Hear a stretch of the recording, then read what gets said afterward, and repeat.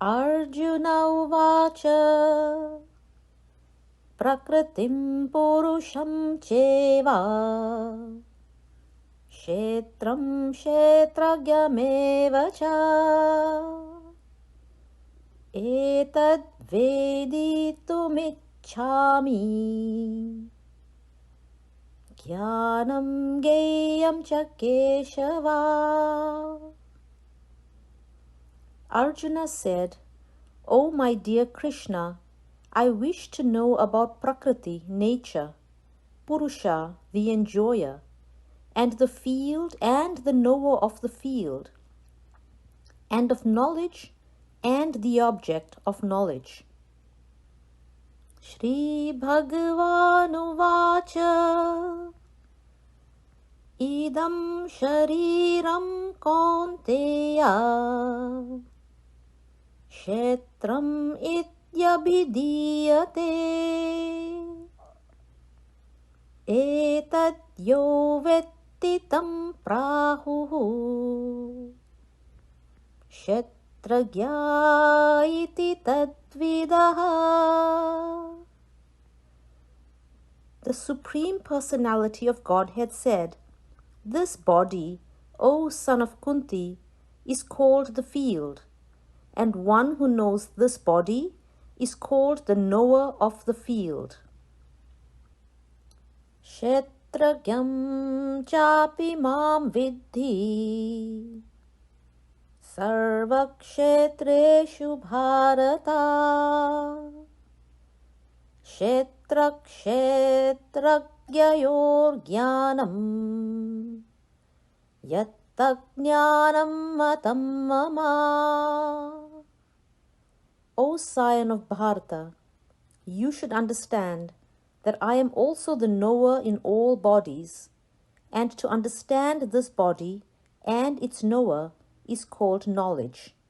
That is my opinion. Tatshetram yakcha yadrikcha yadvikari yatascha yata sachayo yat prabhavascha tatsamasena me shrunu.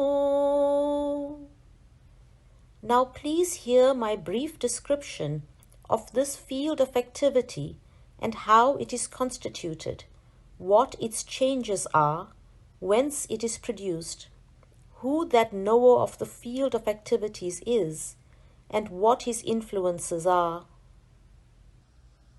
Rishibhir bahuda gitam Chandobhir vivide pritaka Brahma sutra padescheva Hetu madbhir vinishchite.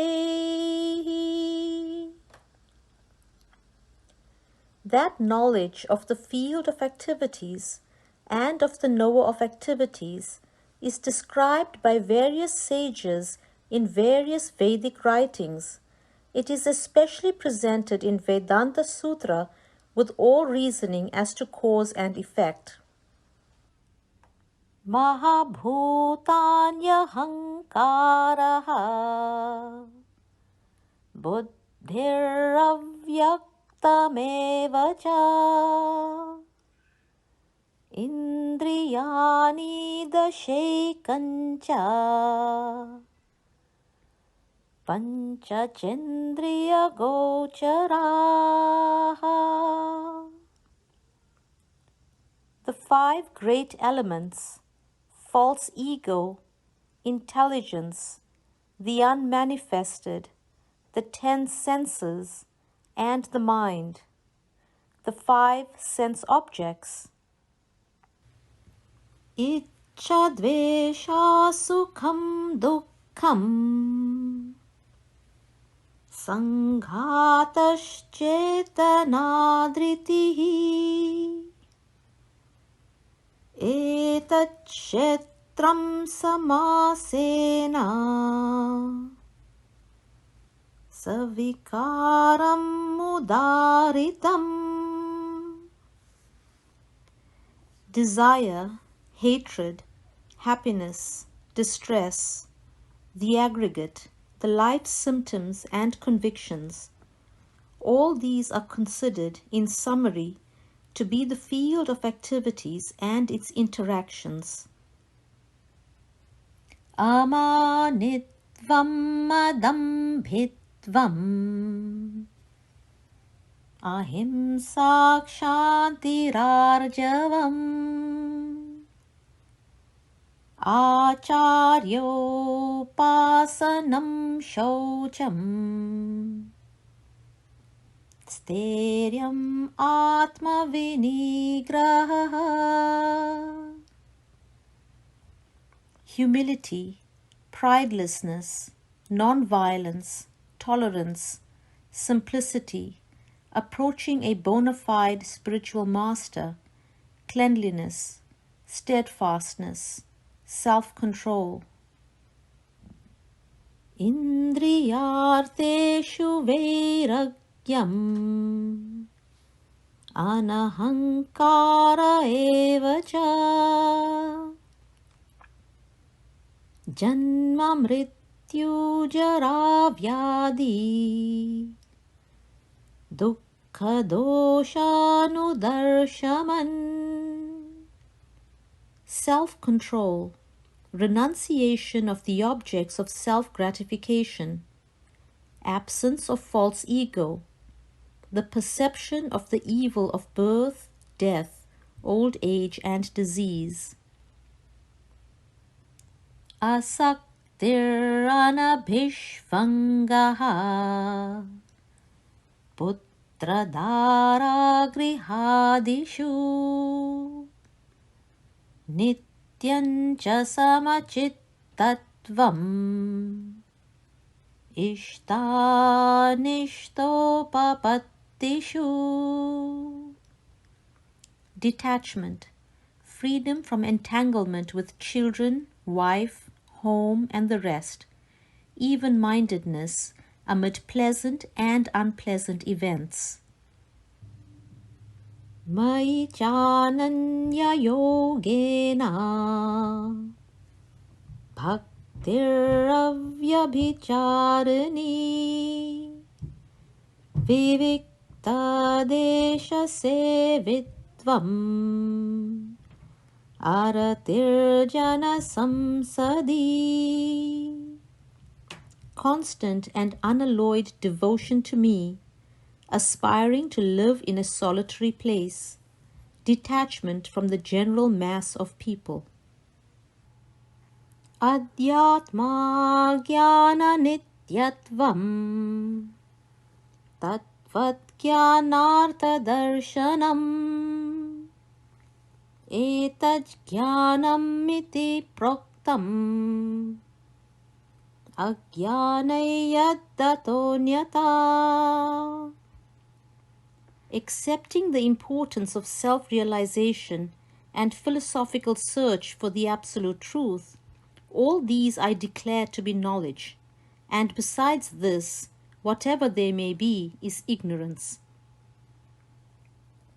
Ye yattat pravakshyami yagyatvam ashnute anadi mat param brahma na sattanna saduchyate. I shall now explain the knowable, knowing which you will taste the eternal. Brahman, the spirit, beginningless and subordinate to me, lies beyond the cause and effect of this material world. Sarvata panipadam tata sarvatokshishiro mukham sarvata shruti malloke sarvam avritya tisthati. Everywhere are his hands and legs, his eyes, heads and faces, and he has ears everywhere. In this way, the Supersoul exists, pervading everything. Sarvendriya gunabhasam Sarvendriya vivarjitam Asaktam sarvabhritcheva Nirgunam gunabhoktracha. The Supersoul is the original source of all senses, yet he is without senses. He is unattached, although he is the maintainer of all living beings. He transcends the modes of nature, and at the same time, he is the master of all the modes of material nature. Bahirantascha bhutanam acharam charam evacha sukshmatvat tattavijneyam durastham chantike chatata. The Supreme Truth exists outside and inside of all living beings, the moving and the non-moving. Because he is subtle, he is beyond the power of the material senses to see or to know. Although far, far away, he is also near to all. Avibhaktancha bhuteshu Vibhaktam iva cha sthitam Bhuta bhartra cha tajneyam Krashishnu prabha vishnu cha. Although the Supersoul appears to be divided among all beings, he is never divided. He is situated as one.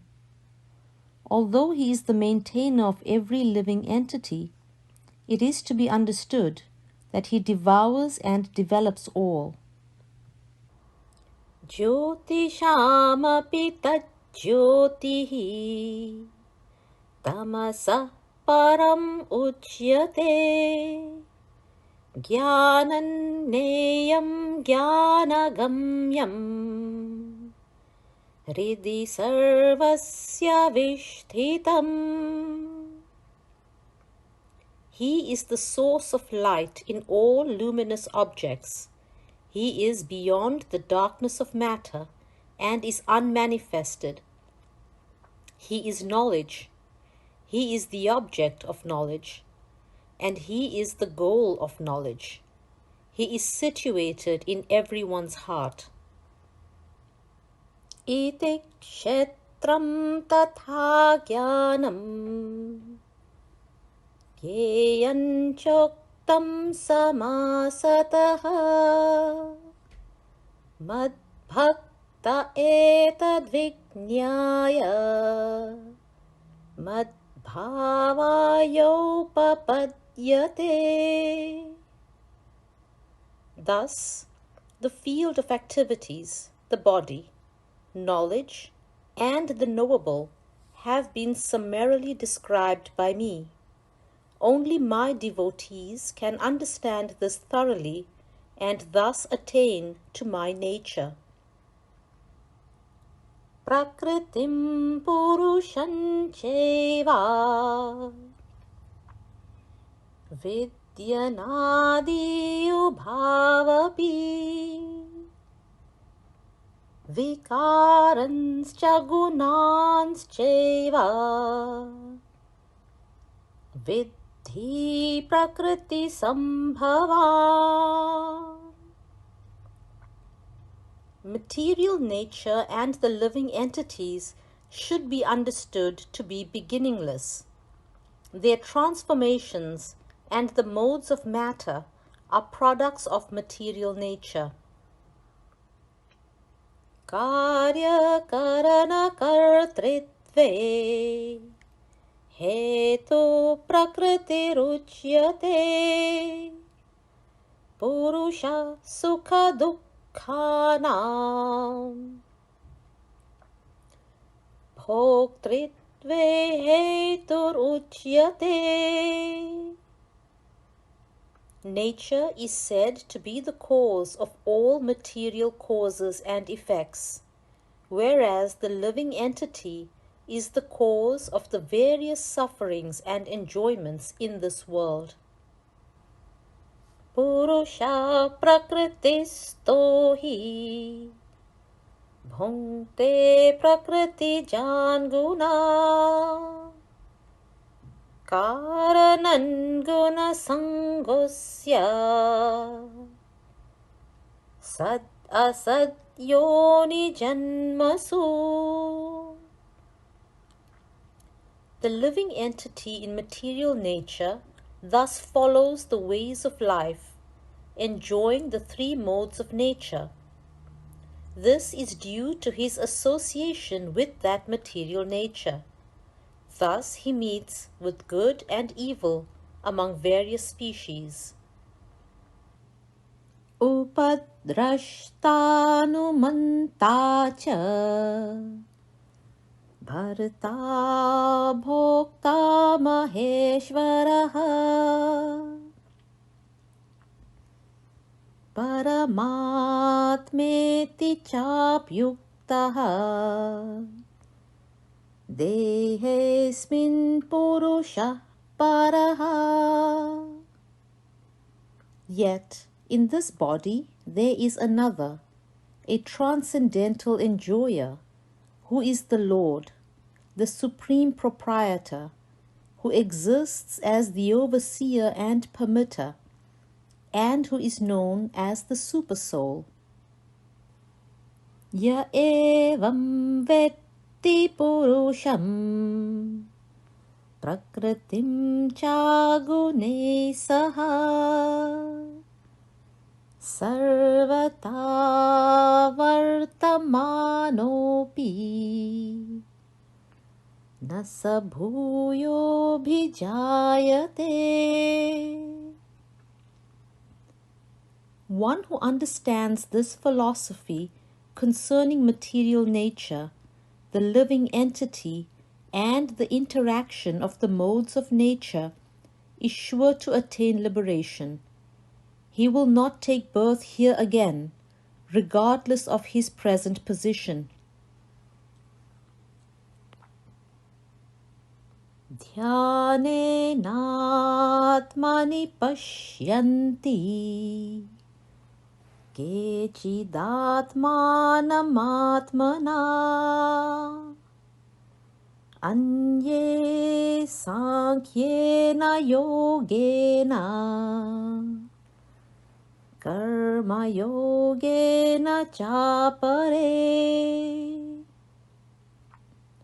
Some perceive the Supersoul within themselves through meditation, others through the cultivation of knowledge, and still others through working without fruitive desires.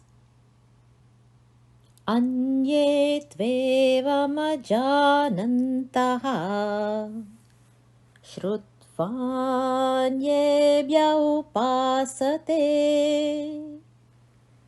tepi chati tarantyeva mrityum shruti parayanaha. Again, there are those who, although not conversant in spiritual knowledge, begin to worship the Supreme Person upon hearing about him from others. Because of their tendency to hear from authorities, they also transcend the path of birth and death. Yavat sanjayate kinchit Sattvam stavara jangamam kshetrajñasam yoga tad viddhi bharatarshobha. O chief of the Bharatas, know that whatever you see in existence, both the moving and the non-moving, is only a combination of the field of activities and the knower of the field. Samam sarveshu bhuteshu tishthantam parameshvaram vinashyatsva vinashyantam ya pashyati sa pashyati. One who sees the supersoul accompanying the individual soul in all bodies, and who understands that neither the soul nor the supersoul within the destructible body is ever destroyed, actually sees. Samam pashyan hi sarvatra samavasthitam ishvaram nahi nastyatmanatmanam tato yati parangatim.